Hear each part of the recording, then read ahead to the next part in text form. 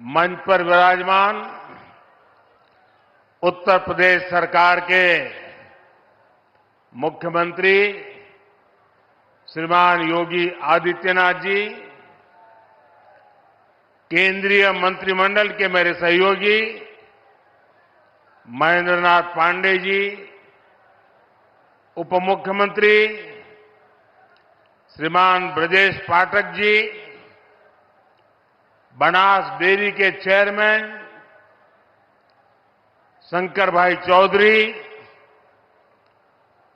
Bharatiya Janata party के प्रदेश अध्यक्ष श्रीमान भूपेंद्र चौधरी जी, राज्य के अन्य मंत्रीगण, जनप्रतिनिधिगण और काशी के मेरे परिवार से आए भाई और बहनों,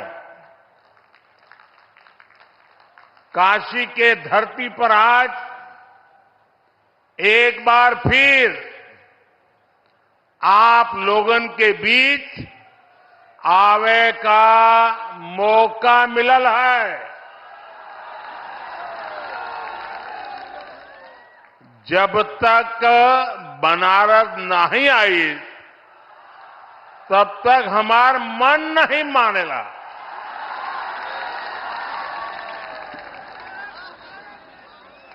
दस साल पहले आप लोग हमके बनारस का सांसद बनैला। अब 10 साल में बनारस हमके बनारसी बना देले।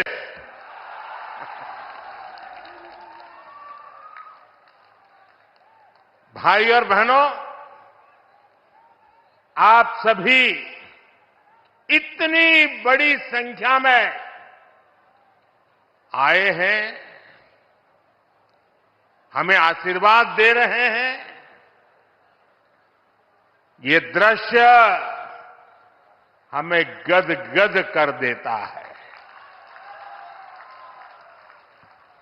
आप लोगों के परिश्रम से आज काशी को नित्य नूतन बनाने का अभियान लगातार जारी है। आज भी यहां 13,000 करोड़ रुपए से अधिक की विकास परियोजनाओं का शिलान्यास और लोकार्पण किया गया है। ये प्रोजेक्ट काशी के साथ साथ पूर्वांचल के, पूर्वी भारत के विकास को गति देंगे। इसमें रेल, रोड, एयरपोर्ट से जुड़े प्रोजेक्ट हैं। इसमें पशुपालन, उद्योग, स्पोर्ट्स, कौशल विकास, इससे जुड़े कई प्रोजेक्ट हैं। इसमें स्वास्थ्य, स्वच्छता, आध्यात्म, पर्यटन, एलपीजी गैस, अनेक क्षेत्रों से जुड़े अनेक विध काम है। इससे बनारस समेत पूरे पूर्वांचल के लिए नौकरी के बहुत सारे नए अवसर बनेंगे। आज संत रविदास जी की जन्मस्थली से जुड़े अनेक प्रोजेक्ट्स का भी यहां से लोकार्पण हुआ है। मैं इन सारी परियोजनाओं के लिए आप सभी को बहुत बहुत बधाई देता हूं।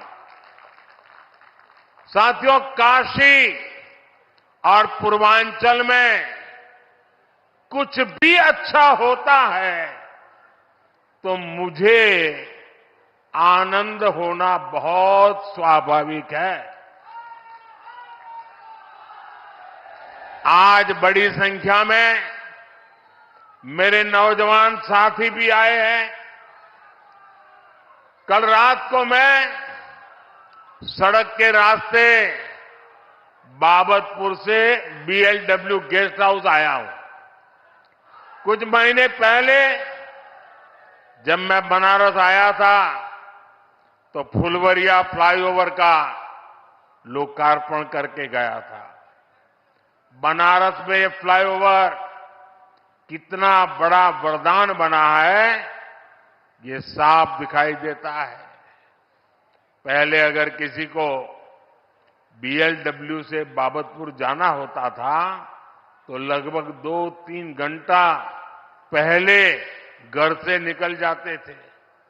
पहले मंडुवाड़ी पर जाम, फिर महमूदगंज पर जाम, कैंट पर जाम, चौका घाट पर जाम, नदेसर पर जाम, यानी जितना समय फ्लाइट से दिल्ली जाने में नहीं लगता था, उससे ज्यादा फ्लाइट पकड़ने में लग जाता था। लेकिन एक फ्लाईओवर ने ये समय आधा कर दिया है। और कल रात को मैं खास वहां जाकर के हर चीज को देख के आया हूं, उसकी व्यवस्था को समझ करके आया हूं। पैदल चल करके जाकर के रात देर गया था। ऐसे ही बीते 10 साल में बनारस के विकास की स्पीड भी कई गुना बढ़ी है। अभी थोड़ी देर पहले यहां सीगरा स्टेडियम के पहले चरण के काम का लोकार्पण भी किया गया है। बनारस के युवा खिलाड़ियों के लिए आधुनिक शूटिंग रेंज का भी लोकार्पण किया गया है। इनसे बनारस और इस क्षेत्र के युवा खिलाड़ियों को बहुत मदद मिलेगी। साथियों, यहां आने से पहले मैं बनास डेयरी के प्लांट में गया था। वहां मेरी अनेक पशुपालक बहनों से बातचीत करने का मुझे मौका मिला। किसान परिवारों की इन बहनों को 2-3 साल पहले हमने स्वदेशी नस्ल की गिर गाय दी थी। मकसद ये था कि पूर्वांचल में बेहतर नस्ली स्वदेशी गायों को लेकर जानकारी और बढ़े, किसान को, पशुपालकों को इससे फायदा हो। मुझे बताया गया है कि आज यहां गिर गायों की संख्या लगभग 350 के करीब तक पहुंच चुकी है। संवाद के दौरान हमारी बहनों ने मुझे ये भी बताया कि पहले जहां सामान्य गाय से 5 लीटर दूध मिलता था, अब गिर गाय 15 लीटर तक दूध देती है।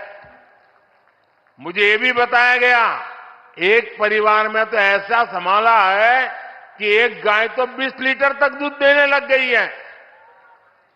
इससे इन बहनों को हर महीने हजारों रुपयों की अतिरिक्त कमाई हो रही है। इसके कारण हमारी ये बहनें, वे भी लखपति दीदी भी बन रही है। और ये स्वयं सहायता समूह से जुड़ी देश की 10 करोड़ बहनों के लिए बहुत बड़ी प्रेरणा है। साथियों, बनास डेयरी प्लांट का शिलान्यास मैंने 2 वर्ष पहले किया था। तब मैंने वाराणसी सहित पूर्वांचल के तमाम पशुपालकों को, गोपालकों को इस प्रोजेक्ट को तेजी से पूरा करने की गारंटी दी थी। आज मोदी की गारंटी आपके सामने है। और इसलिए तो लोग कहते हैं, मोदी की गारंटी यानी गारंटी पूरा होने की गारंटी। सही निवेश से रोजगार के अवसर कैसे पैदा होते हैं, बनास डेयरी इसका उत्तम उदाहरण है। अभी बनास डेयरी वाराणसी, मिर्जापुर, गाजीपुर, रायबरेली इन जिलों के पशु पालकों से लगभग 2 लाख लीटर दूध इकट्ठा कर रही है। इस प्लांट के चालू होने से अब बलिया, चंदौली, प्रयागराज, जौनपुर और दूसरे जिलों के लाखों पशुपालकों को भी लाभ होगा। इस परियोजना से वाराणसी, जौनपुर, चंदौली, गाजीपुर, आजमगढ़ जिलों के 1000 से ज्यादा गांवों में दुग्ध मंडियां बनेगी। पशुपालकों का ज्यादा दूध ज्यादा कीमत पर बिकेगा तो हर किसान पशुपालक परिवार को ज्यादा कमाई होना तय है।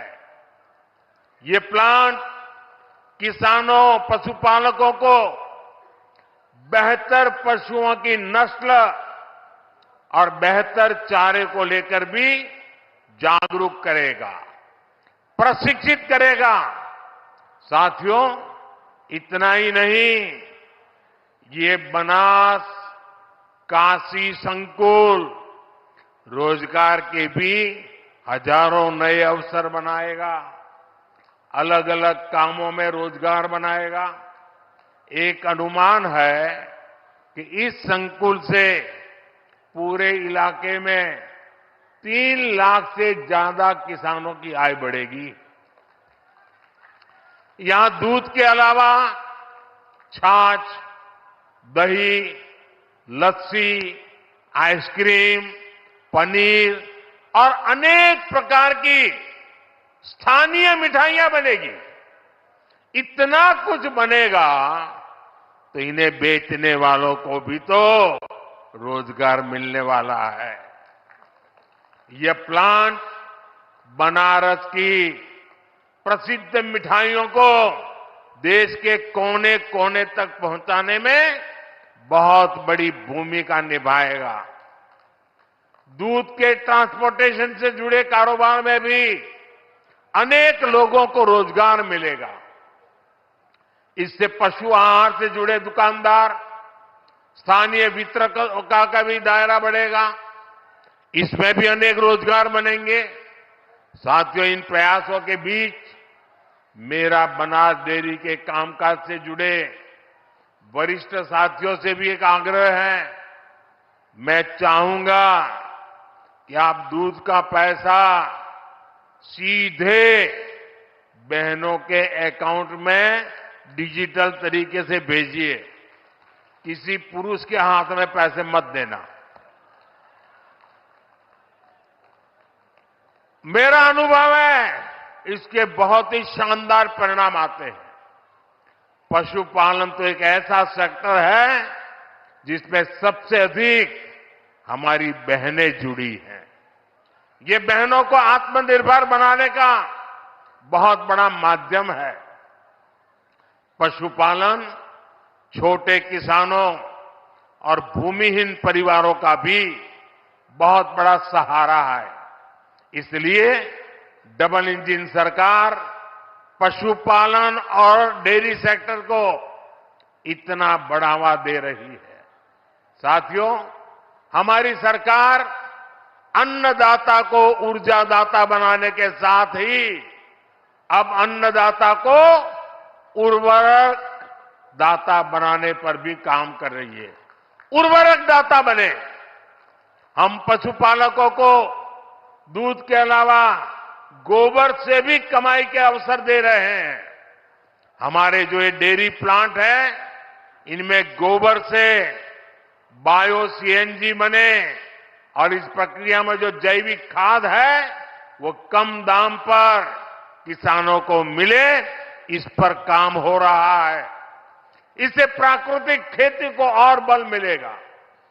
गंगा जी के किनारे प्राकृतिक खेती करने का चलन वैसे भी अब बढ़ रहा है। आज गोवर्धन योजना के तहत गोबर हो, दूसरा कचरा हो, उससे बायोगैस, बायो सीएनजी बनाई जा रही है। इससे साफ सफाई भी रहती है और कचरे का पैसा भी मिलता है। साथियों, ये हमारे यहाँ काशी तो कचरे से कंचन बनाने के मामले भी है एक मॉडल के रूप में देश के सामने आ रही है। आज ऐसे एक और प्लांट का लोकार्पण यहां हुआ है। ये प्लांट प्रतिदिन शहर से निकलने वाले 600 टन कचरे को 200 टन चारकोल में बदलेगा। सोचिए, यही कचरा अगर कहीं किसी मैदान में फेंकते रहते तो कूड़े का कितना बड़ा पहाड़ बन जाता। काशी में सीवेज की व्यवस्था को बेहतर बनाने के लिए अनेक काम हुए हैं। साथियों, किसान और पशुपालक हमेशा से भाजपा सरकार की सबसे बड़ी प्राथमिकता रहे हैं। 2 दिन पहले ही सरकार ने गन्ने के न्यूनतम मूल्य को बढ़ाकर 340 रुपये प्रति क्विंटल कर दिया है। पशुपालकों के हित को ध्यान में रखते हुए पशुधन बीमा कार्यक्रम को भी और आसान किया गया है। आप पूर्वांचल का उस समय याद करा, गन्ना के भुगतान के लिए पहले वाला सरकार कितना मिन्नत करवात रहे, लेकिन अब ये भाजपा की सरकार है। किसानों के बकाये का भुगतान तो हो ही रहा है, फसलों के दाम भी बढ़ाए जा रहे हैं। भाइयों और बहनों, विकसित भारत का निर्माण आत्मनिर्भर भारत के बल पर होगा। अपनी जरूरत का हर सामान बाहर से आयात करने से विकसित भारत नहीं बन सकता। पहले की सरकार और हमारी सरकार की सोच में यही बड़ा अंतर है। आत्मनिर्भर भारत तभी होगा जब देश की हर छोटी छोटी शक्ति को जगाया जाए, जब छोटे किसानों, पशुपालकों, कारीगरों, शिल्पकारों, लघु उद्यमियों को मदद दी जाए। इसलिए मैं लोकल के लिए वोकल रहता ही हूं, और मैं जब वोकल फॉर लोकल कहता हूं तो ये उन बुनकरों, उन छोटे उद्यमियों का प्रचार है जो लाखों रुपए खर्च करके अखबारों और टीवी पर विज्ञापन नहीं दे सकते। स्थानीय उत्पाद बनाने वाले ऐसे हर साथी का प्रचार मोदी खुद करता है। देश के हर छोटे किसान, हर छोटे उद्यमी का एम्बेसडर आज मोदी है। जब मैं खादी खरीदो, खादी पहनो का आग्रह करता हूं तो गांव गांव में खादी से जुड़ी बहनें, दलित, पिछड़े, उनके श्रम को बाजार से जोड़ता हूं। जब मैं देश में बने खिलौने खरीदने की बात करता हूं तो इससे पीढ़ियों से खिलौने बनाने वाले परिवारों का जीवन सुधरता है। जब मैं मेक इन इंडिया कहता हूं तो मैं इन छोटे और कुटीर उद्योगों पर हमारे एमएसएमई के सामर्थ्य को नई बुलंदी देने का प्रयास करता हूं। जब मैं देखो अपना देश कहता हूं तो मैं अपने ही देश में टूरिज्म को बढ़ावा देता हूं। इससे स्थानीय लोगों का रोजगार, स्वरोजगार कैसे बढ़ता है, ये हम काशी में अनुभव कर रहे हैं। जब से विश्वनाथ धाम का पुनर्निर्माण हुआ है, तब से करीब करीब 12 करोड़ से अधिक लोग काशी आ चुके हैं।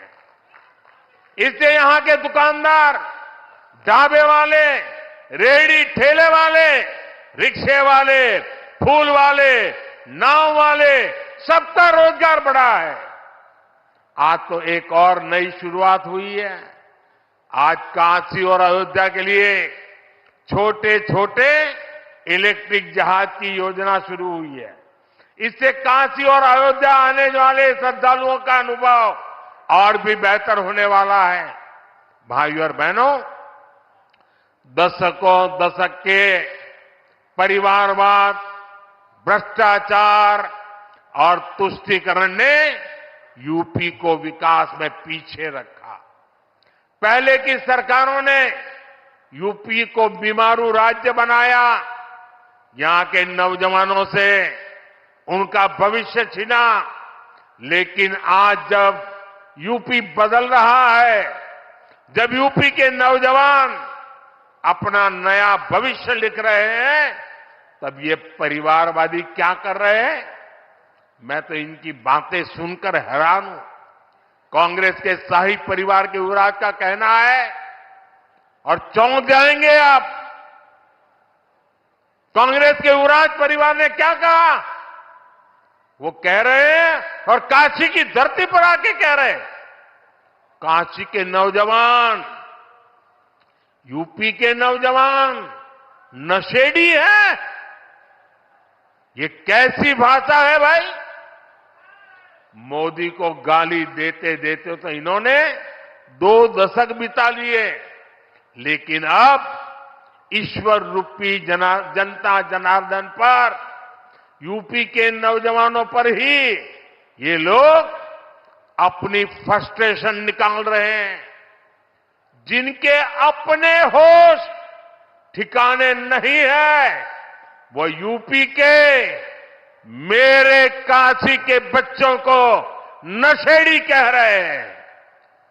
अरे गौर परिवारवादियों, काशी का, यूपी का नौजवान तो विकसित यूपी बनाने में जुटा है, अपना समृद्ध भविष्य लिखने के लिए परिश्रम की पराकाष्ठा कर रहा है। इंडी गठबंधन द्वारा यूपी के नौजवानों का अपमान कोई नहीं भूलेगा। साथियों, गौर परिवारवादियों की यही असलियत होती है। परिवारवादी युवा हमेशा परिवारवादी युवा शक्ति से डरते हैं, युवा टैलेंट से डरते हैं। उनको लगता है कि सामान्य युवा को अवसर मिला तो वो हर जगह चुनौती देगा। इनको वही लोग पसंद आते हैं जो उनकी दिन रात जय जयकार करते रहें। आजकल तो इनके गुस्से का, इनकी बौखलाहट का एक और भी कारण है। इनको काशी और अयोध्या का नया स्वरूप बिल्कुल पसंद नहीं आ रहा। आप देखिए, अपने भाषणों में राम मंदिर को लेकर कैसी कैसी बातें करते हैं, कैसी कैसी बातों से हमले करते हैं। मैं नहीं जानता था कि कांग्रेस को प्रभु श्री राम से इतनी नफरत है। भाइयों और बहनों, ये अपने परिवार और अपने वोट बैंक से बाहर देख ही नहीं सकते, सोच ही नहीं सकते। तभी तो हर चुनाव के दौरान साथ आते हैं, और जब परिणाम नील बटा सन्नाटा आता है तो ये एक दूसरे को गाली देते हुए अलग हो जाते हैं। लेकिन ये लोग जानते नहीं, ये बनारस हो, यहां सब गुरु हो, यहां इंडी गठबंधन के पैंतरा ना चली। बनारस नहीं, पूरे यूपी के पता हो, माल वही है, पैकिंग नहीं है। इस बार तो इनको जमानत बचाने के लिए ही बहुत संघर्ष करना पड़ेगा। साथियों, आज पूरे देश का एक ही मूड है, अब की बार मोदी की गारंटी है, हर लाभार्थी को 100% लाभ। मोदी लाभार्थियों के सैचुरेशन की गारंटी दे रहा है। तो यूपी ने भी सारी सीटें मोदी को देने का निर्णय किया है। यानी इस बार यूपी 100% सीटें एनडीए के नाम करने वाला है। भाइयों और बहनों, मोदी का तीसरा कार्यकाल पूरी दुनिया में भारत के सामर्थ्य का सबसे प्रखंड कालखंड होने वाला है, सबसे प्रखर कालखंड होने वाला है। इसमें भारत का आर्थिक, सामाजिक,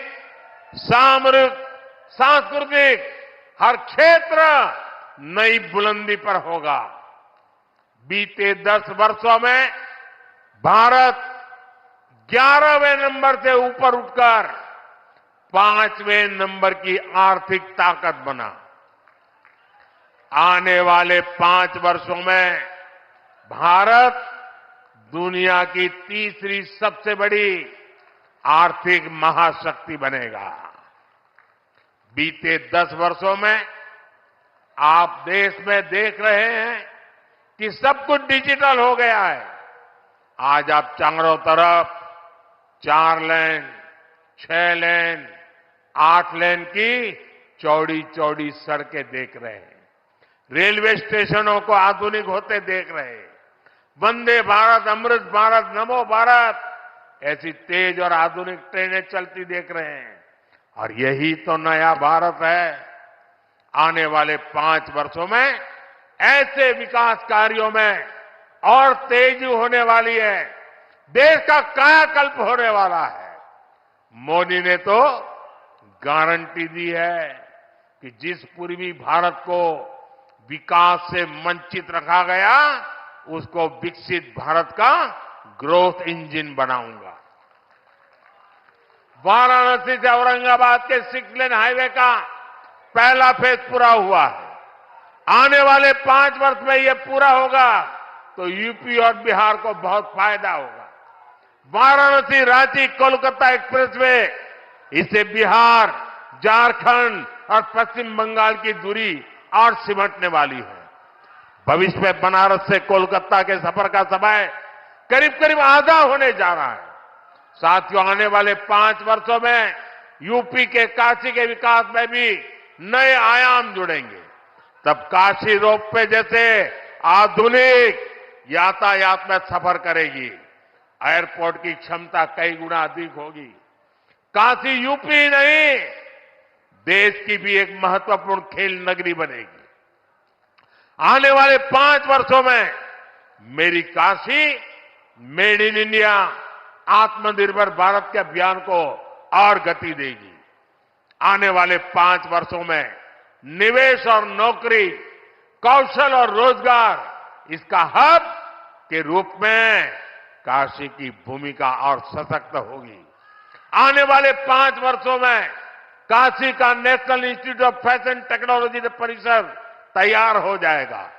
इससे यूपी के नौजवानों के लिए स्किल और रोजगार के अनेक अवसर मिलेंगे। इससे हमारे बुनकर साथियों, हमारे कारीगरों को भी नई टेक्नोलॉजी और नई स्किल देना सरल होगा। साथियों, बीते दशक में काशी को हमने हेल्थ और एजुकेशन के हब के रूप में एक नई पहचान दी है। अब एक नया मेडिकल कॉलेज भी इसमें जुड़ने वाला है। बीएचयू में नेशनल सेंटर ऑफ एजिंग के साथ साथ आज 35 करोड़ रुपए की लागत के कई डायग्नोस्टिक मशीन और उपकरण का भी लोकार्पण किया जा रहा है। इससे सुपर स्पेशलिटी अस्पताल में आने वाले मरीजों का वही परिसर में ही डायग्नोसिस करना आसान हो जाएगा। काशी में अस्पतालों से निकल बायो कचरे को निपटाने के लिए नई सुविधा भी जल्द तैयार होने वाली है। साथियों, काशी के, यूपी के, देश के तेज विकास को हम थमने नहीं देना है। हर काशीवासी को अब जुट जाना है। मोदी की गारंटी पर अगर देश और दुनिया को इतना भरोसा है तो इसके पीछे आपका अपनापन और बाबा का आशीर्वाद है। एक बार फिर आप सबको नए प्रोजेक्ट के लिए बहुत बहुत बधाई। मेरे साथ बोलिए भारत माता की, भारत माता की, भारत माता की।